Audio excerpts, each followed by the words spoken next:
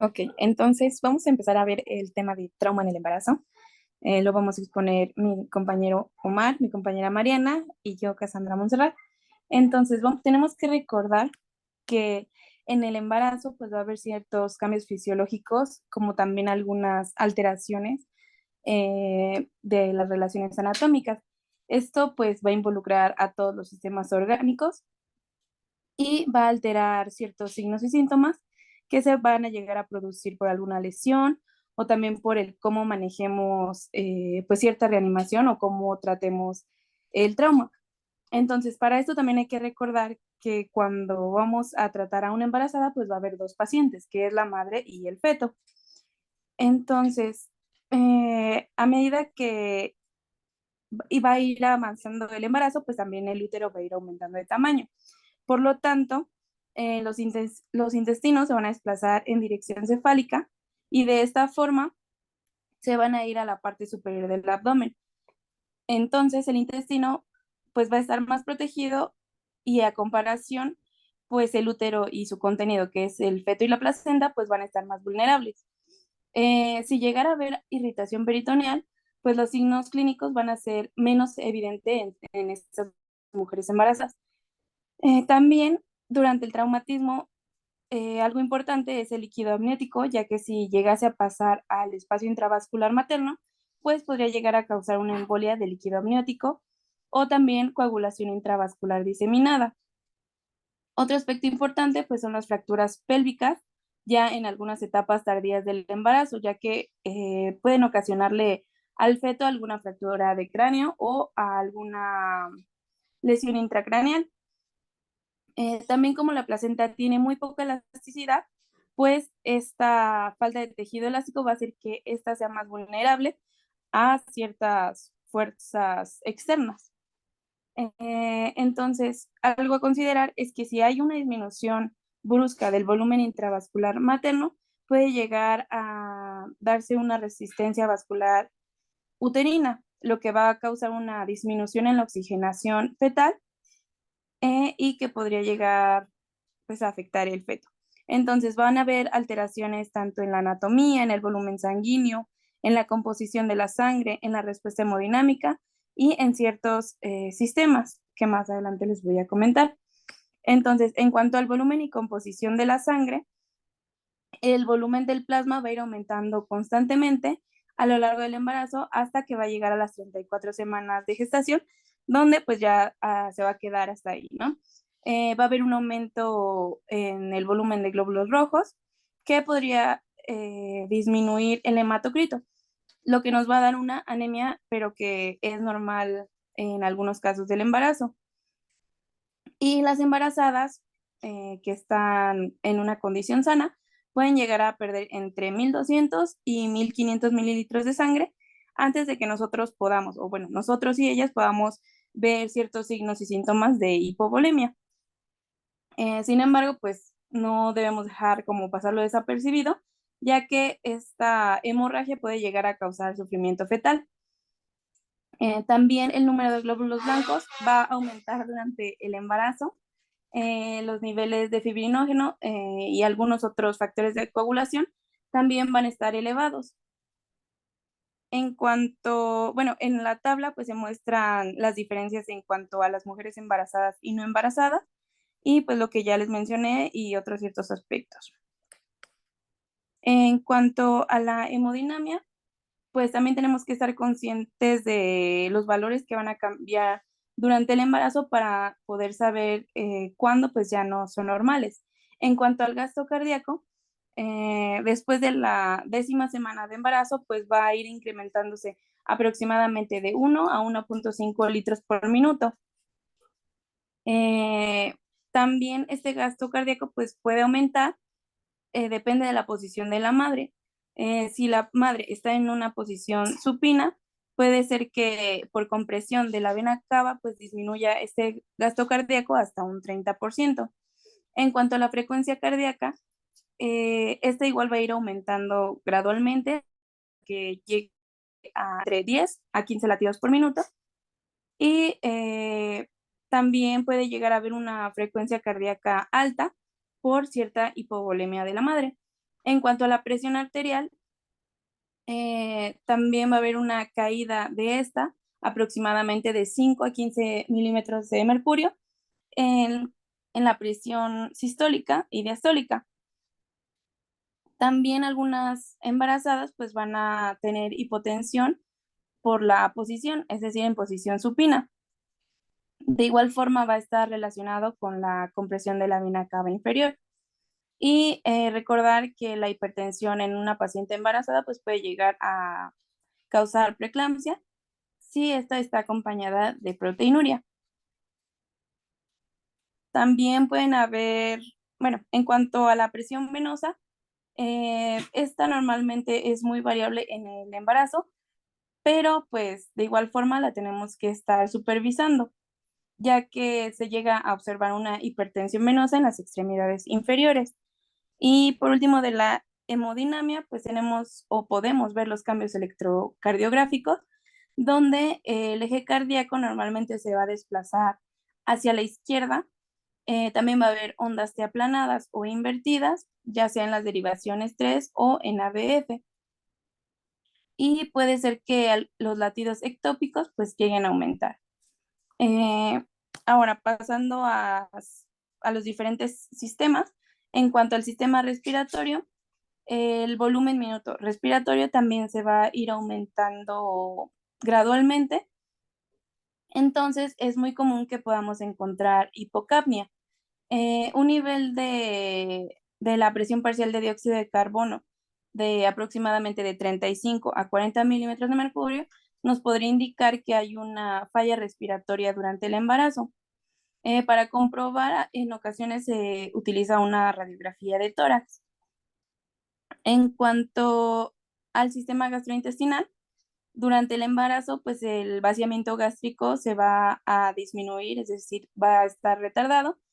Y como ya lo mencioné, pues los intestinos de la madre se van a encontrar, pues sí, más superior del abdomen y van a estar protegidos por el útero. En cuanto al sistema urinario, bueno, tanto la tasa de filtración glomerular y el flujo sanguíneo renal van a ir aumentando durante el embarazo y a comparación, pues los niveles de creatinina y de nitrógeno ureico van a ir disminuyendo. En muchas ocasiones es normal, o más bien no normal, sino común, que exista la presencia de glucosuria. En cuanto al sistema musculoesquelético, eh, podemos encontrar, ay no, ay me equivoqué, pero bueno, perdón, ahí no le cambié, pero en el sistema musculoesquelético vamos a poder observar que la sínfisis del pubis se va a ensanchar entre 4 y 8 milímetros aproximadamente, y también que los espacios de la articulación sacroiliaca pues también van a ir aumentando. De igual forma se puede corroborar con una radiografía de pelvis. En cuanto al sistema nervioso, puede existir eclampsia, que es una complicación ya en la etapa avanzada del embarazo, y puede que en muchas ocasiones se confunda con un trauma cráneoencefálico. Si llega a existir eclampsia, pues pueden haber convulsiones, hiperreflexia, proteinuria y edema periférico.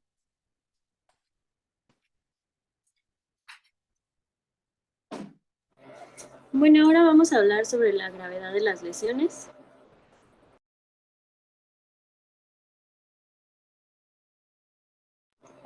Y bueno, la gravedad de las lesiones maternas va a determinar el resultado final tanto de la madre como el feto. Por lo tanto, pues los métodos de tratamiento van a depender de esta gravedad de las lesiones de la mamá. Y bueno, todas las pacientes embarazadas con lesiones graves van a requerir ser hospitalizadas en una institución que cuente con los recursos para una atención del trauma, así como una atención obstétrica. Ahora, todas las pacientes embarazadas, igual aún con lesiones menores, deben ser igual observadas cuidadosamente, ya que estas se pueden asociar a un desprendimiento de placenta o muerte fetal. La siguiente, por favor. Bueno, vamos a continuar con evaluación y manejo. Y principalmente con revisión primaria y reanimación de la madre. Principalmente nos tenemos que asegurar que haya una vía aérea permeable, una ventilación y oxigenación adecuadas, así como un volumen circulatorio efectivo. Ahora, en caso de que requiera un apoyo ventilatorio, es apropiado que se intube a la paciente embarazada considerando el nivel apropiado de PCO2 según el estado de gestación.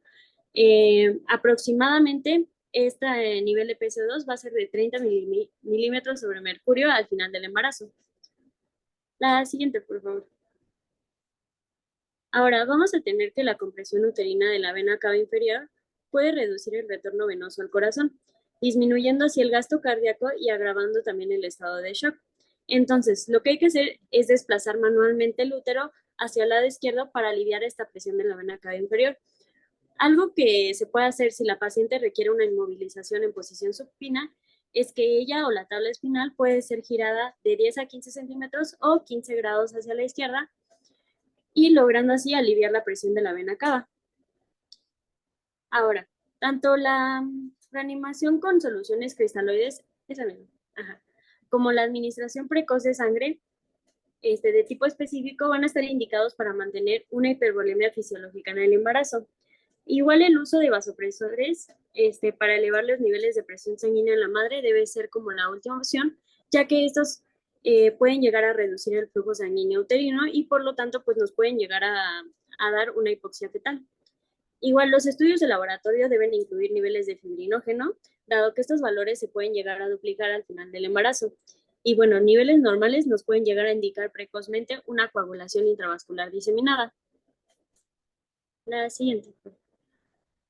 Ahora vamos con la revisión primaria y reanimación en el feto.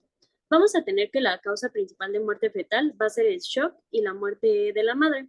La segunda causa más común va a ser el desprendimiento de la placenta, lo que nos puede llegar a sospechar por un sangrado vaginal. También pueden, como otras causas, pueden ser dolor uterino, contracciones frecuentes, tetania uterina o irritabilidad del útero. Ahora, como diagnóstico, una ecografía uterina nos puede mostrar la lesión, pero no precisamente nos va a proporcionar un diagnóstico definitivo. Hay otros tipos de diagnóstico que podemos llegar a hacer.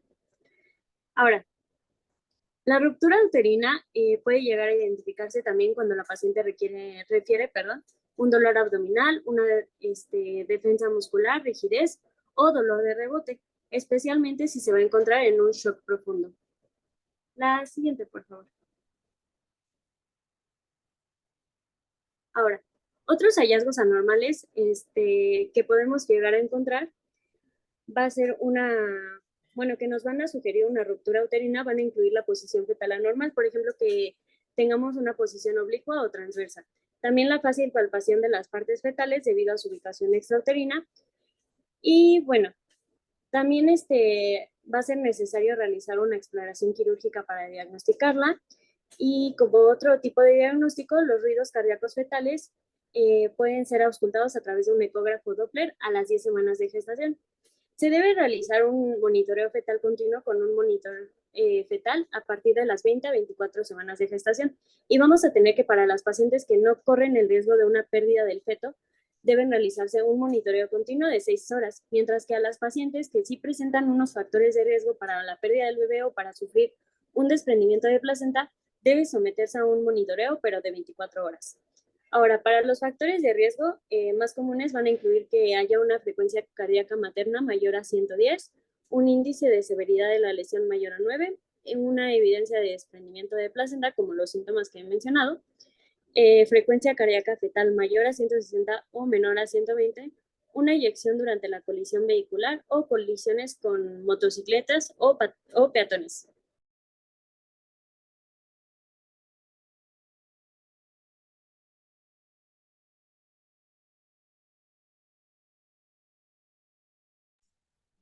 Con respecto a los anexos de la revisión primaria y la reanimación, vamos a de igual manera comparar al feto y a la madre, ¿no? En primera, pues a la madre tenemos que monitorear tres cosas.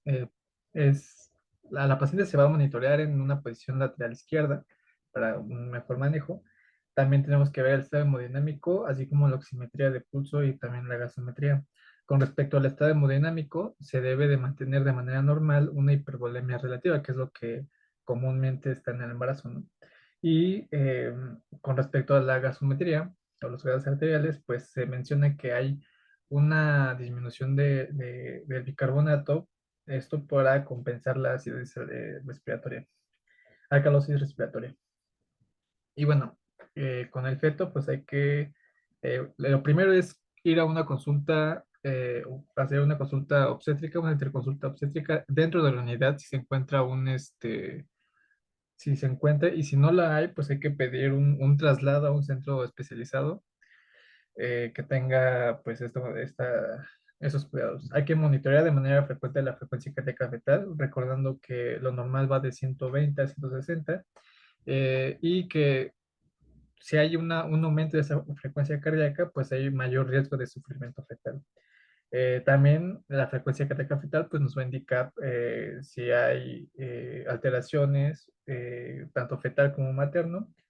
Y bueno, bueno, con los ruidos cardíacos fetales vamos a ver en la siguiente diapositiva que hay varias cosas que nos van a indicar eh, que hay signos de descompensación. Si lo puedes pasar a la siguiente, por favor.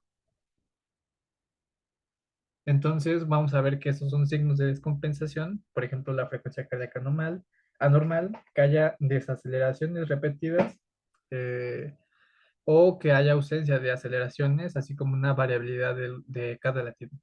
Entonces, en todo paciente embarazada que está entre más, se le tiene que ver estos datos para ver si existe o no, pues datos de descompensación y próximamente hay que enviarla a hospitalización.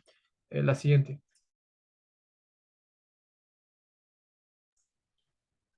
Bueno, con respecto a la revisión secundaria, pues se debe de seguir el mismo que se hace en cualquier paciente que no está embarazada, así como también hay indicaciones para que se realizan de manera similar como a una paciente que no está embarazada. Por ejemplo, se puede pedir una tomografía axial de abdomen, evaluarlo por medio de la técnica FAST y así como hacer el lavado peritoneal diagnóstico. Con respecto a la tomografía de abdomen, pues bueno, lo vamos a realizar si sospechamos que hay una lesión intraabdominal y recordando que las radiaciones que hay en el feto, como en la madre, no se va a asociar a una anomalías o anormalidades fetales, ni tampoco va a elevar la mortalidad materna.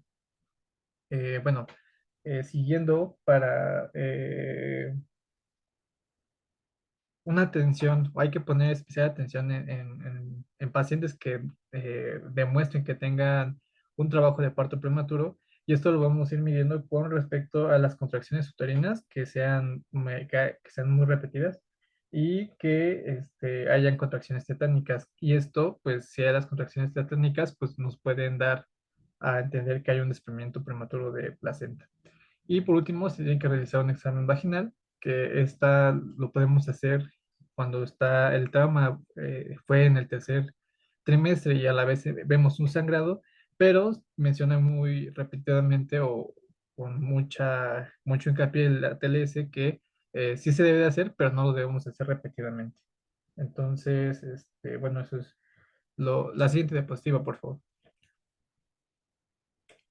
También tenemos otras indicaciones que son que sí o sí tenemos que hospitalizar a la paciente en área de obstetricia, y son todas estas condiciones como los dolores cólicos, la pérdida de líquido amniótico, cambios o ausencia de ruidos cardíacos y los demás. La que sigue, por favor. Ya siguiendo con los cuidados definitivos, pues bueno, va a haber datos que nos van a demostrar si la paciente está ¿cómo se llama esta cosa? Ay, se me fue el nombre, que tienen esta condición de coagulación, coagulación diseminada, ¿no? Entonces, bueno, lo primero es que tenemos que pedir una interconsulta obstétrica y bueno, esto también vamos a ver si hay desprendimiento prematuro de placenta o si hay embolización del líquido amniótico. Si tenemos estos datos o de manera súbita se van a encontrar en un laboratorio, a manera de laboratorio, pues vamos a encontrar una disminución tanto del fibrinógeno como la coagulación y de plaquetas. Esto es un desequilibrio hemodinámico. Entonces, lo que se pretende hacer o lo que se busca es una evacuación urgente del útero, es decir, eh, podemos hacer una cesárea de emergencia si es que la edad gestacional lo permite, y también el reemplazamiento hemodinámico en caso de que sea muy necesario. Y algo que también es muy importante es que cualquier paciente embarazada con factor RH negativo se tiene que someter a una inmunoterapia anti-RH dentro de las 72 horas posterior al trauma. Y la única ocasión donde no se hace es cuando la paciente tuvo un trauma en extremidades lejos del abdomen, ¿no? Por ejemplo, en la mano, en el pie, etcétera. La siguiente, pues.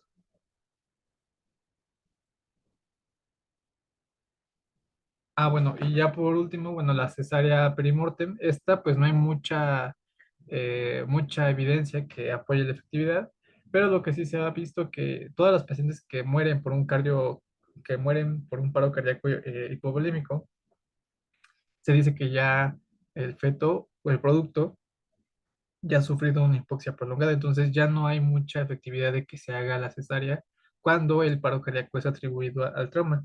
Pero si el paro cardíaco ocurre por otras causas que no fueron el trauma, entonces sí podemos acceder a o sí podemos optar por una cesárea perimortem, pero esta que sea en los primeros 5 minutos. Entonces, también hay que poner mucha atención porque la paciente puede tener o no, o más bien hay sufrimiento fetal sin que la paciente demuestre alteraciones hemodinámicas, ¿no? Y bueno, también nos menciona la TLS un apartado de violencia doméstica que también se le atribuye a ciertas traumas, ¿no? Entonces, hay una serie de preguntas que se pueden hacer a la paciente para que sospechamos que sufra de violencia doméstica y que tenga una condición que la haya orillado a ir a hospitalización por el trauma. Entonces, pues ahí nos dan como un número para ir hacia atención, ¿no? Pero eso lo hacen en Estados Unidos. Aquí en México me parece que los médicos cuando sospechan eso lo hacen dan aviso al área de servicio social y bueno, hay todo un procedimiento. Y bueno, esto sería todo por nuestra parte.